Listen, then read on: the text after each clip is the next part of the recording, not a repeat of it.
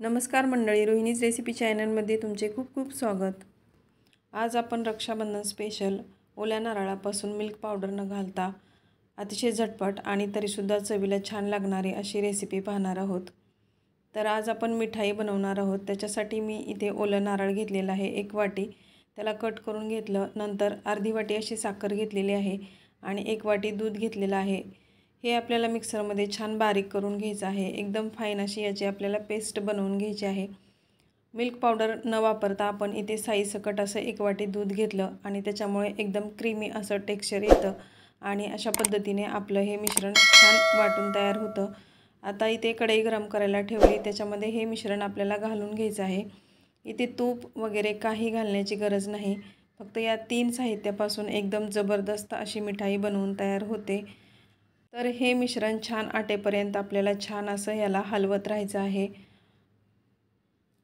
थोडंसं मिक्सरच्या जारमध्ये मी पाणी घालून घेतलं आणि राहिलेलं पण जे काही आपलं मिश्रण आहे ते याच्यामध्ये घालून घेतलेलं आहे, जेणेकरून थोडंही वाया जाणार नाही। आणि आता व्हिडिओमध्ये दाखवते त्याप्रमाणे तुम्हाला सतत याला हलवत राहायचं आहे। इथे आपल्याला एकच काळजी अशी घ्यायची आहे की हे मिश्रण आपल्याला सतत हलवत राहायचं आहे।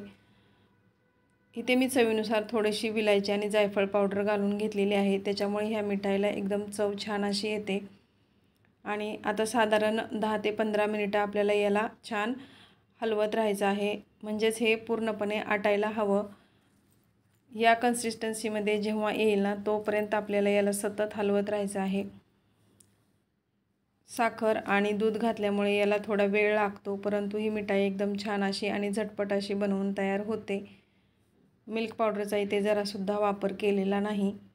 आणि हे मिश्रण हलवत असताना आणखीन एक काळजी घ्यायची की हे थोडंसं उडायला लागतं, त्याच्यामुळे अंगावर आपल्या येऊ शकतं। त्याच्यामुळे गॅसची फ्लेम अधूनमधून कमी करायची आणि नंतर हे आपल्याला छान व्यवस्थित हलवत राहायचं आहे। इथे तुम्ही पाहू शकता 5 ते 6 मिनिटानंतर हे छान असं घट्टसर बनवून तयार झालेलं आहे। तर हे मिश्रण पूर्णपणे रेडी कसं झालं हे पाहण्यासाठी काय करायचं, आपल्याला ह्या मिश्रणामधील थोडंसं मिश्रण आपल्याला हातामध्ये घेऊन पाहायचं आहे।